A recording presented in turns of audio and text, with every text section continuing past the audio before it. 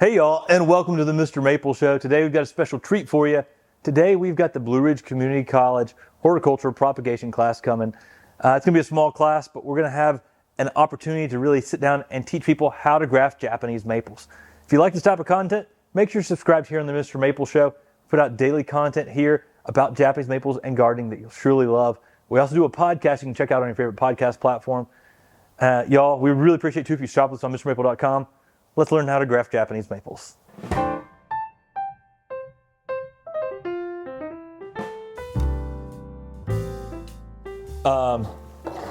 But today we're just going to be talking a little bit about grafting Japanese maples. The reason why we graft is because rooted cuttings don't typically perform well in the landscape. Their clonal root system make them more susceptible to disease, and seeds don't come back true to form. And so grafting, we can create a clone of a selection so we know exactly how big this tree is going to get and how this tree is going to perform in the landscape and have all of its characteristics, be it spring color, fall color.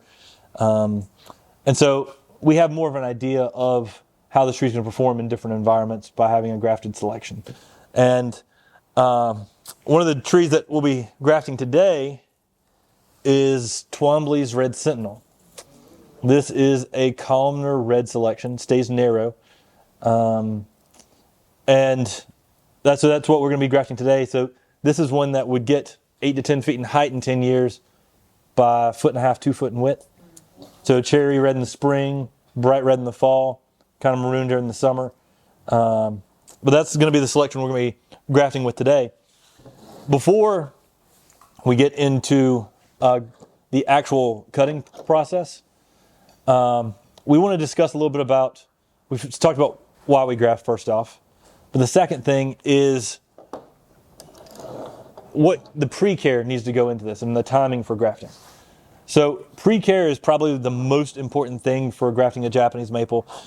And you know, when we teach a grafting class, it's not always the thing that's concerned the most.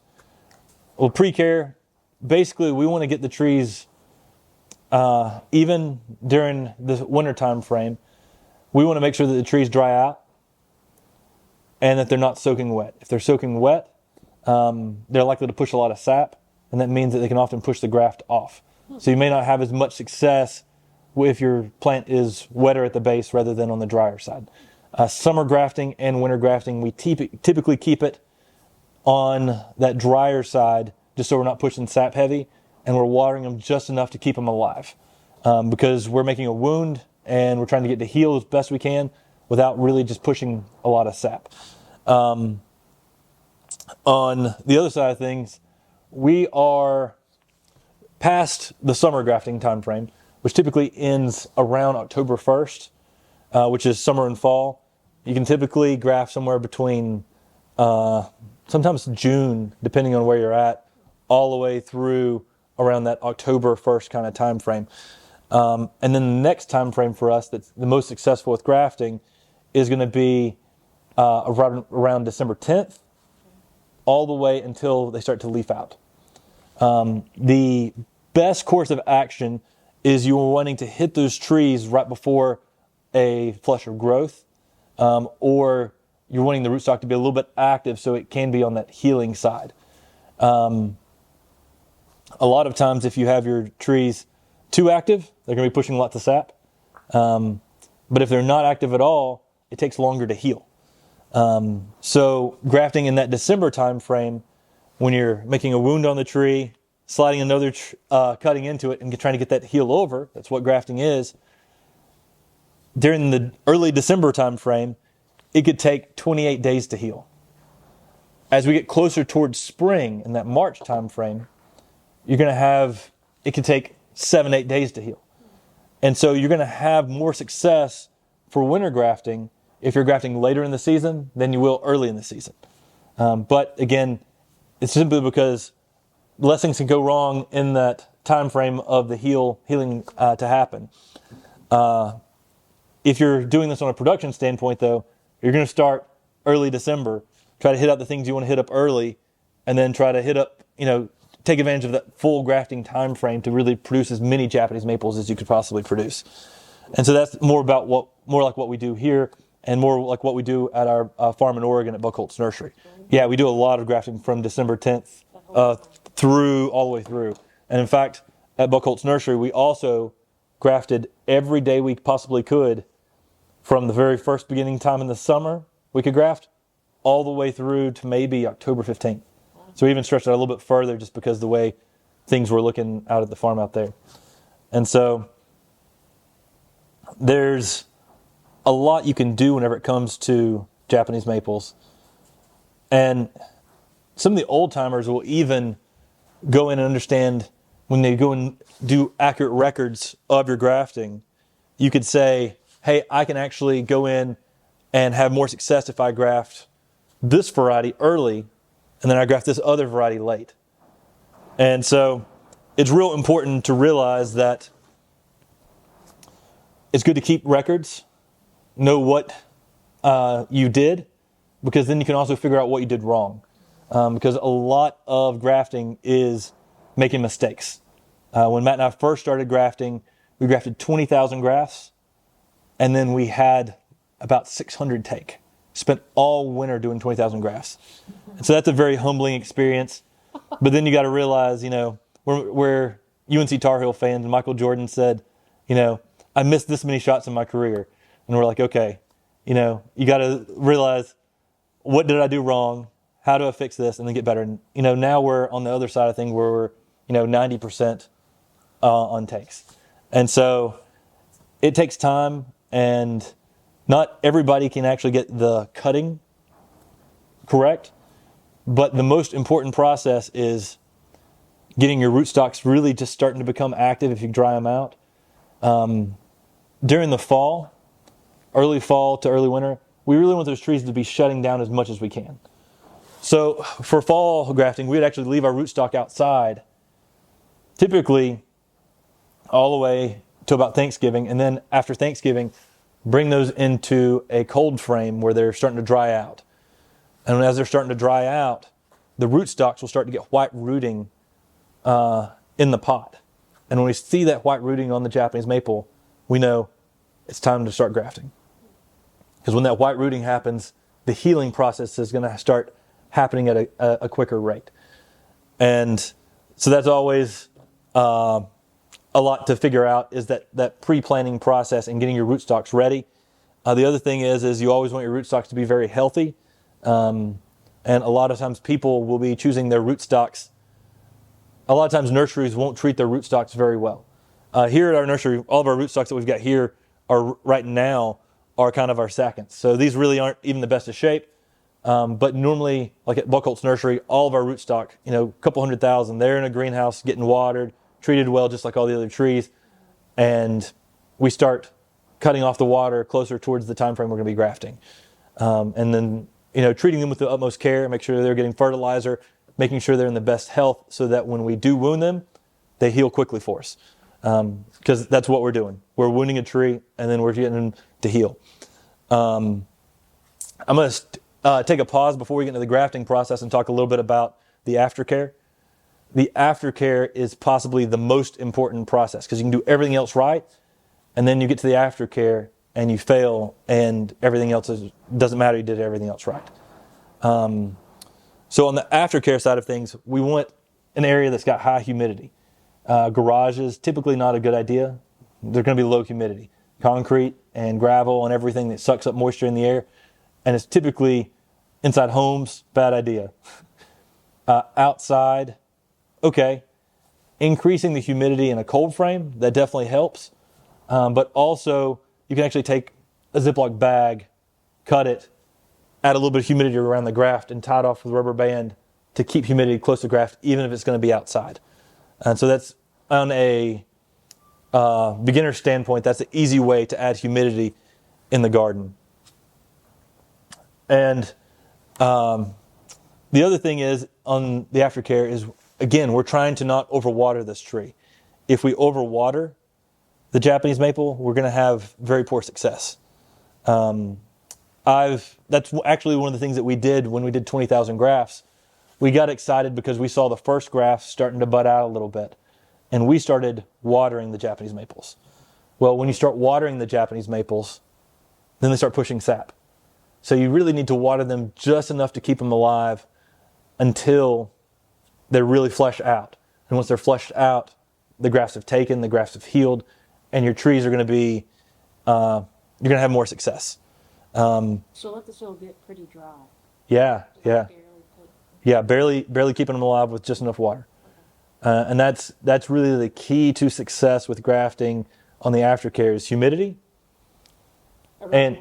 Yeah, around the wound, humidity around the wound, and keeping them dry. And the other side of things, you got to be clean. If you get really sloppy with your grafting area, you can get fungus in that can wipe out all your grafts. A fungus, if you get a fungus in a wound, what happens? It doesn't heals quickly, and sometimes it doesn't heal at all.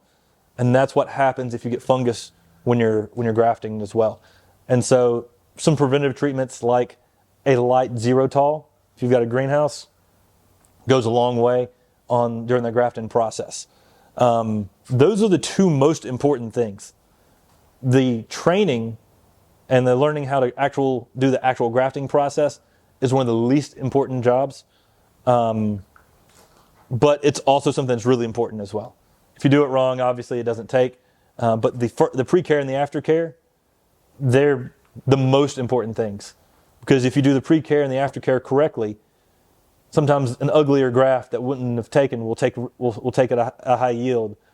But if you do the pre-care and the aftercare wrong, even the best graft will fail. So keep that in mind. We're going to start for a second, and I guess we're going to be talking about the cut on the rootstock. Now the rootstock, what we use and what y'all have as well, what y'all brought, is a green Acer palmatum, kind of like what you'd find growing naturally in the wild. It's Acer palmatum subspecies palmatum. And this is a great thing to graft with. One, it doesn't affect the top of the rootstock. It's very neutral, and it has a shallow non-invasive root system no matter what Japanese maple you're putting on top of it. If you graft to a larger leafed Japanese maple, it can actually induce reversion on a variegated variety. So there's actually some things that the rootstock can actually affect the top of the tree if you're using the wrong rootstock. And that small leaf is kind of indicative of that palmatum subspecies palmatum. Now, at the Buchholz farm, we will actually go through and actually top these with a weed eater. So we go through and top them with weed eaters during certain times of the season to thicken up and really get a nice thick caliper. Most of the time, the seedlings we graft to are about 2 years from seed. Sometimes you can get there in 1 year, but it's typically a 2-year rootstock. And so you collect the seed 2 years from then. That's typically when you'd have a Acer palmatum that you could use for your root system. I mean, Matt and I, we would set up a DVD player and throw in some DVDs we wanted to watch, crank up some oldies music or some classic rock, and just get to grafting. And it's a fun time because you really get to learn a lot about the plants.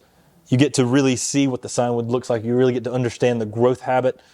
And it's kind of fun sitting down, putting all this work into something, and then seeing it come to fruition and then grow. And it becomes a more real process whenever you're doing that. But here we've got some rootstocks, and y'all have got some rootstocks as well. What we're going to be using, what I brought, is Tina grafting knives. Now, Tina grafting knives, I want everyone to be careful with. The biggest thing you got to watch out for is safety. Safety is the most important thing because you will cut yourself if you do numbers, and if you do something that I tell you not to do, you'll cut yourself too. We've got a couple different grafting knives here. These are curved blades. They'll work just fine for what we're doing today, but these are typically conifer grafting knives. These are knives that are made with the curve to basically deal with the sap that conifers have inside of them. So that's what the curved conifer blades are. Now these are Tino 605s, I think 607 and maybe a left-handed knife. But if you're left-handed, you can just use a right-handed knife. It'll be fine for today. What these knives are is they're only sharpened on one side and the other side is flat. That allows you to get in and make a nice flat cut on the tree. And to give you an idea, this is what I started out with. X-Acto knives, razor blades. And so you can actually graft with these two here as well. They are two-sided, but here's the thing. When these become dull, you can throw away the blade, grab a new blade, and you just jump right back into it. When these become dull, you need to stop and resharpen your knife. If I'm sitting there grafting for a week, I'm probably resharpening my knife every couple days. And that's just because, if you're cranking out 300 to 500 grafts a day and you're using your knife, it's going to get dull. One thing that's really important during this process is to be clean. Again, these knives, I haven't used them in a little bit, but with all tools when you're making wounds on plants, we got rubbing alcohol and a towel. And it's important for me, if I'm doing this, if I'm grafting,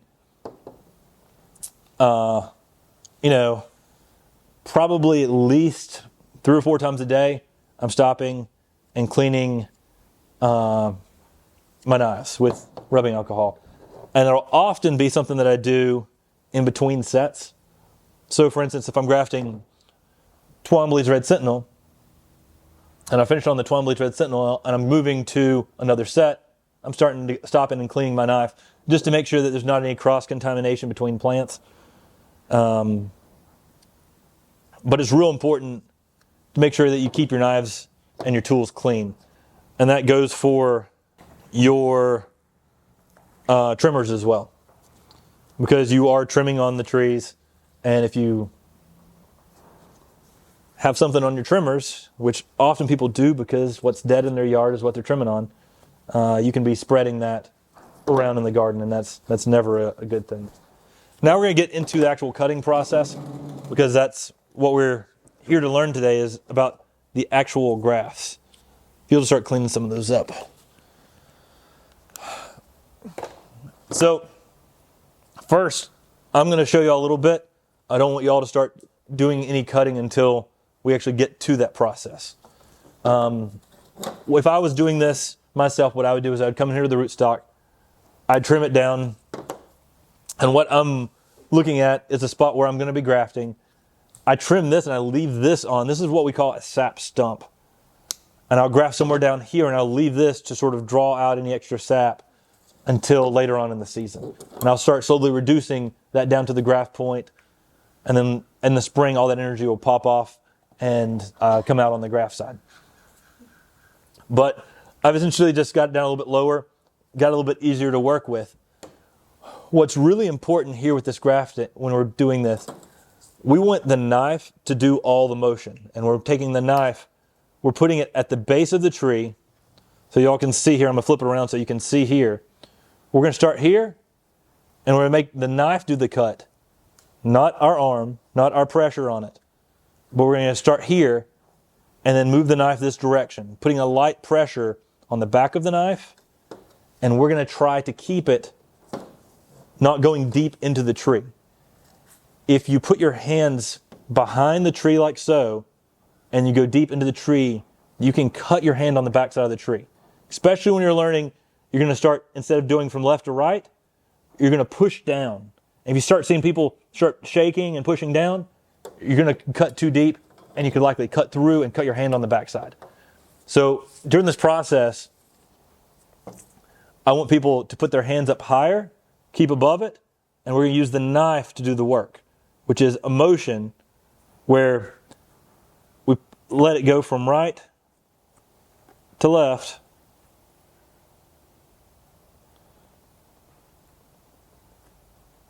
and what we're doing there is just creating a pocket for that scion to sit in. Again, I want you to keep your hands up, above, so you're not getting cut, but I also want you to use that knife to make the cut, not push down. Everybody's got the leaves off now? Yeah. All right, so I'm going to need to grab a knife here. I'm gonna grab this one so I can teach on the process of cutting the sign wood. And so the way we've been teaching you today is how we've had success, but there's obviously lots of ways to have success with doing this. The thing we want to do now is I typically put my fingers on the buds and I bring that in close to my chest. This hand is going to stay in place. I actually take the knife here with blade aimed towards my thumb, and then I put my thumb behind, not back here. This is where you can get cut. You want it behind the blade. Look, if you look where my thumb is, I can't get cut there. The side of my thumb is just applying pressure. That's all we're doing. We're applying pressure. And again, what I'm doing here is I'm moving. But if you notice, I'm not moving my wrist. Most of my action is coming from this motion. And this is one way to get that wedge we're looking for. Now, if you make a cut on there, we want one solid motion. We don't want to go back and do multiple cuts in the same spot. If you're doing multiple cuts to make that, it's going to have lots of divots, and that's not going to take. And so if, for instance, you don't like that cut, you can come right behind it and cut back a little bit, but you come right behind it and cut all the way through underneath it. And so you can actually make that wedge by simply doing that. If you change angles, you're going to get that spoon. And when you have a spoon on both sides, you got two spoons together, there's an open space in between. And so that's not going to take. So that's what we're looking at now. And that is one way to cut your sign wood. There is another way. And the other way is to find the edge of a table.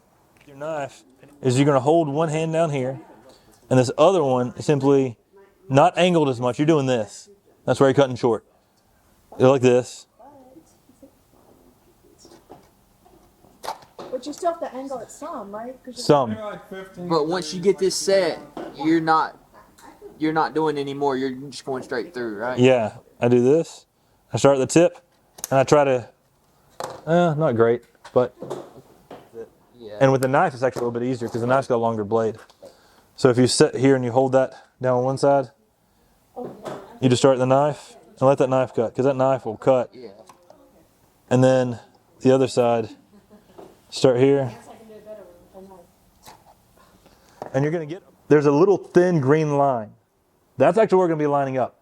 So on this one, for instance, if you see here where he cut down here and you got more of the bulk of the plant, there's nothing to line up on this side. But on this side, it's thicker, there's still stuff to line up. So while this is probably a better, sharper cut, this one here actually has something that we can heal. It's got something that'll heal to the plant. You see what I'm talking about there? Like that's cut, he cut the green part off of that side. And on this side, it's actually still there. So what you'd want is actually something that looks more like that rather than something that looks like so it's important to make sure that you have healthy, bigger scion wood. Scion wood is best used, which is the thing that we're grafting, the tree, the Twan Red Sentinel, from first year wood.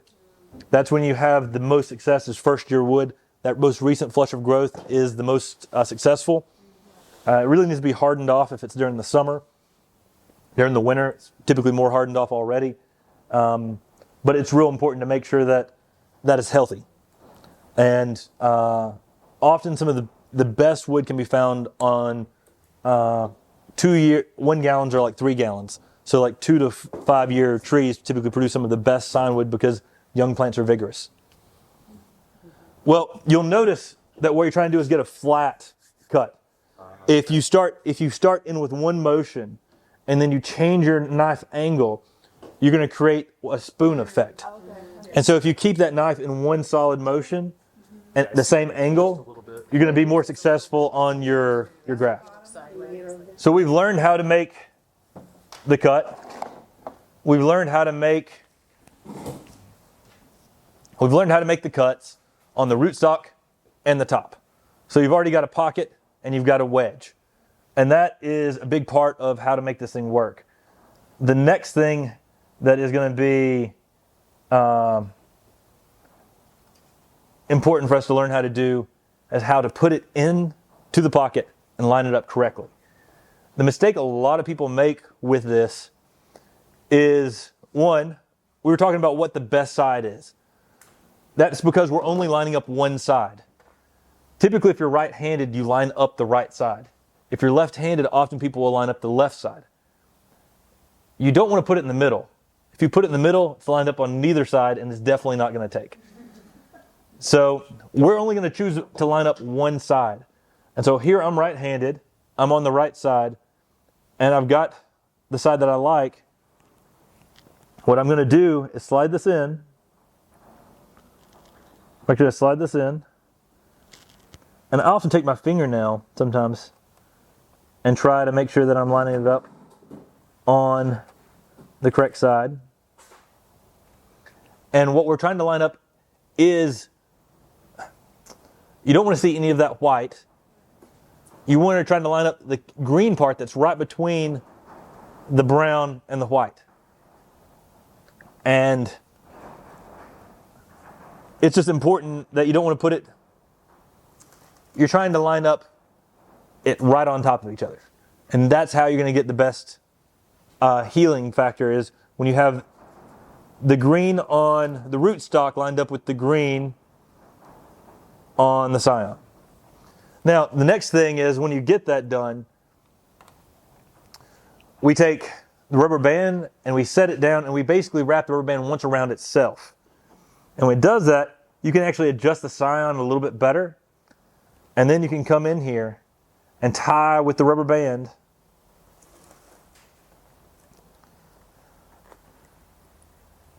And you're basically, it's just like tying a balloon or something. You go up, and then we like to go and tie all the way back down and have the last loop at the bottom. Because if you just go all the way up, you kind of have a simple tool that's working against itself. So we work up and work down. I actually left a lot of space in this one, so you can kind of look in there and see. If you see a lot of air at the end, it's not going to take. And when you have it wrapped around once over itself, then you can adjust this, Line everything up. line it up, and then keep going up. And then I go back down. Cut one side just a little bit. You can actually slide the bag which side you cut down on the side here. You can tape a thing of tape or another rubber band or something and just tie it off around there, and it will keep humidity close to the graft. And what temperature should it be at for a while? Or Outside. really? Outside temperature. I mean, I wouldn't have it inside a house. Right. Yeah. Yeah. But you want it to be humid. Humidity. Yeah, that'll work as long as you keep that down there on it, and you'll want this to dry out and water this just enough to keep it alive. Okay. We know what's out there, and when you know what's out there, you know what's special when it pops up that's different, and that's just how we do things. It's, if something excites me and I like it, then I know my customers are going to like it. For sure. And so, Because you're staring at it. It was all there. yep, yeah, we eat, sleep, and think maples 24/7. So, hey y'all, if you're interested in learning about grafting Japanese maples, we have many videos here on the Mr. Maple Show about grafting Japanese maples. Tons of them. So you can see different ways we've approached teaching grafting, and that just allows you to learn more about how to graft Japanese maples. Y'all, thanks so much for watching today's video. Take care, God bless, and have a great day.